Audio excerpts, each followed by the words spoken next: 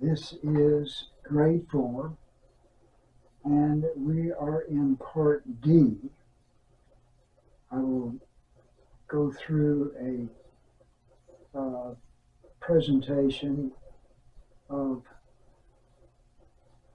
the blood sacrifice as one of the ideas that are in the Old Testament. Not always at the forefront, but they're there throughout the Old Testament. And then I will go into part E, in which I talk about some things that help maintain the identity of the Hebrew people. And there are a number of those, and we'll begin that. We won't finish that in this segment. And that will be part of grade 4, part E. All right, we'll get started in a moment.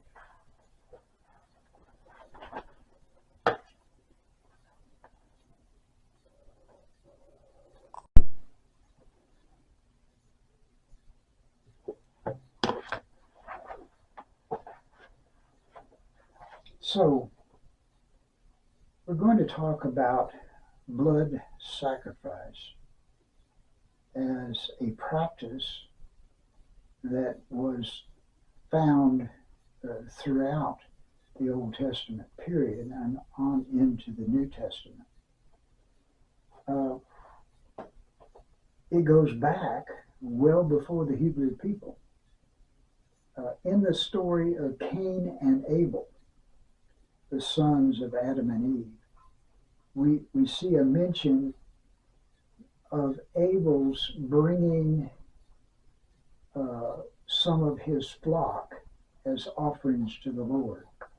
And that, no doubt, was a blood sacrifice that he made.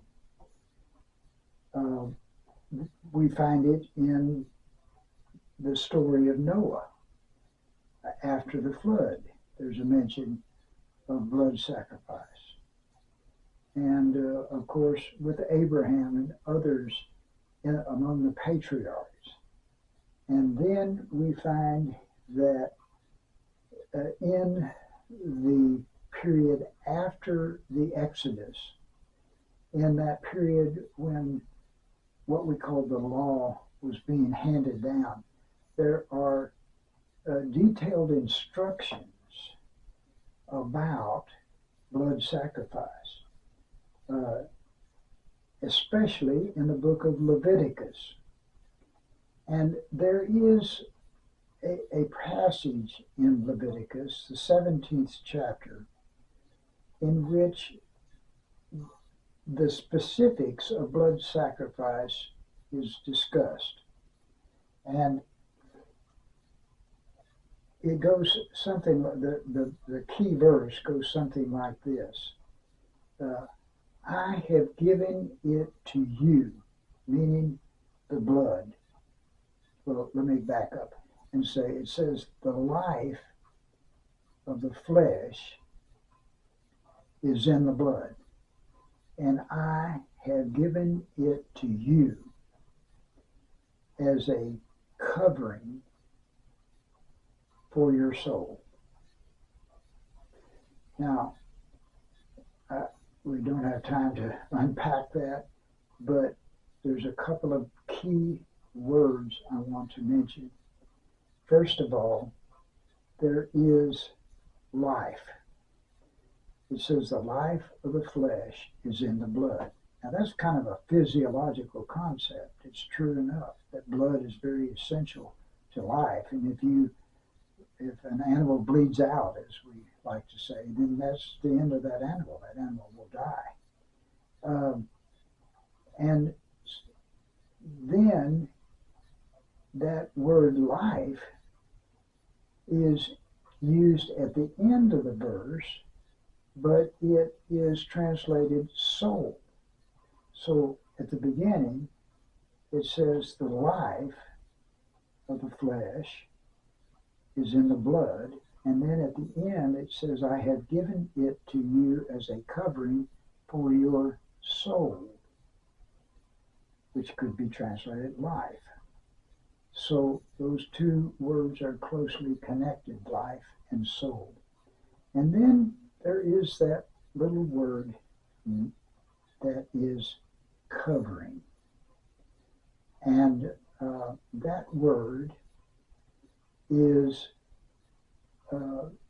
related closely to the word that we hear in Yom Kippur, which means Day of Atonement.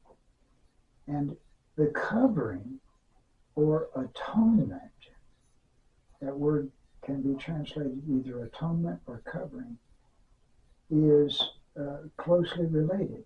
So that the concept is that the blood, in the blood sacrifice, covers the soul, covers the person in his life between him and God, so that he is protected, so to speak, from God's wrath towards sin. And so the whole concept of covering and atonement are directly linked. And it is found in the blood sacrifice. Now, I want to switch gears just a bit and continue to talk about some important ideas, but this time, these are ideas that were important in the identity of the Hebrew people. And the first one I want to mention is circumcision. It was extremely important to the Hebrew people. Now, you can't get around explaining circumcision without getting into some Y-rated material. It is the cutting away of the foreskin of the male organ. Best I could do. And of course, many people practice circumcision. Even today, many people consider it a health issue, but it has been a part of many religions, but it especially was a part of the Hebrew religion from the time of Abraham. When God made a covenant with Abraham, as a sign of that covenant, he demanded that Abraham and all the males in his camp be circumcised. And from that time forward, all of his progeny, all of those who have descended from Abraham have been circumcised. It is the custom and really part of the law that they do that on the 8th day. And so circumcision is really an identity of the Hebrew people, and it reminds them always that they belong to God. The next symbol, if you will, is the Torah. The Torah, or the law, was a very important part of the identity of the Hebrews. They memorized it, they studied it, they discussed it and debated it. They had experts in it. It was a very important part of the life of the Hebrew people. The Torah, or the law, is really a set of instructions. I think it is important to kind of get that it's not just do's and don'ts. It's not just commandments, but it is instruction in how to live before God. And so the Hebrew people regarded it that way, regarded it really in a sense as a life to them as they continued to obey it, learn it, and discuss it, and in some cases sort of refine it. It is found in what we call the books of Moses. And many people refer to the books of Moses, the first 5 books of the Bible, as the law or the Torah. And especially it is found in Exodus, Leviticus, Numbers, and Deuteronomy. And in fact, Deuteronomy is the second law. It is sort of a recapitulation of law that is found in the other books. So the Torah is a very important identifying mark of the Hebrew people. Another key practice for the Hebrews was Sabbath. It was their hallmark. They're the people that don't work on Saturday. They're the people of the Sabbath. Of course, the Sabbath began, or still does, begins on Friday evening, because the evening and morning, or the from sundown to sundown, was the definition of the day. So Friday at sundown to Sunday at sundown was, Saturday at sundown was the Sabbath. And so this was an opportunity to express freedom. The Hebrews had been released from slavery in Egypt. When they were the slaves, the boss man said when they worked and when they didn't work. Generally, he said when they worked. And they showed up 7 days a week and got instructions from the boss. And they had no freedom. They had no day off. Well, Sabbath became a day off. And no one could tell them to work on Saturday. They couldn't tell their slaves, their hired men, their children, their beasts of burden. Nobody could be told to work on the Sabbath. So it was a day of freedom. It was also a day that belonged to God. God demanded it. God demanded that they keep the Sabbath and they keep it holy. That it be a holy day and not just any old day. It wasn't just a day to lollygag around.